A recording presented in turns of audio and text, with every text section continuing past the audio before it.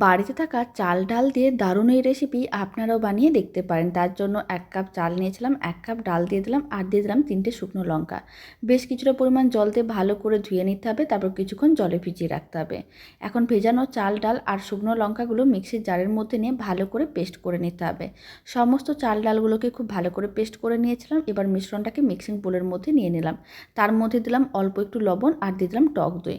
খুব ভালো করে মেশানো হয়ে গেছে। এবার এক সাইডে মিশ্রণটা রেখে দিলাম। এদিকে একটা কড়াইয়ের মধ্যে অল্প একটু সরষের তেল দিলাম, তার মধ্যে দিয়ে দিলাম অল্প একটু গোটা সরষে, টমেটো, কারি পাতা, শুকনো লঙ্কা। সমস্ত কিছু একটু ভেজে নিতে হবে। আর অল্প একটু দিলাম লঙ্কার গুঁড়ো, হলুদ গুঁড়ো, লবণ। সমস্ত কিছু প্রায় 3-4 মিনিট নাড়াচাড়া করে নিয়েছিলাম। এখন শেষে অল্প একটু আমি দিয়ে দিলাম নারকেল কোড়া, এতে খেতে অনেক বেশি ভালো লাগবে। তারপর সমস্ত কিছু মিক্সির জারের মধ্যে নিয়ে খুব ভালো করে পেস্ট করে নিতে হবে। তাহলেই টমেটো চাটনিটা রেডি হয়ে যাবে। এখন টমেটো চাটনিটা এক সাইডে রেখে দিলাম। আর একটা ফ্রাইং প্যান নিয়েছি, অল্প একটু তেল ব্রাশ করে জল ছিটিয়ে দিলাম। যখন জলটা শুকনো হয়ে যাবে কিছুটা করে মিশ্রণ এইভাবে নিতে হবে আর ফ্রাইং প্যান বা তাওয়ার মধ্যে ভালো করে ছড়িয়ে নিতে হবে। আর প্রায় 1 মিনিট অপেক্ষা করতে হবে যাতে উপরের দিকটা শুকনো ভাব চলে আসে। যখন উপরের দিকটা শুকনো ভাব চলে আসবে তখন এইভাবে উল্টে পাল্টে নিতে হবে।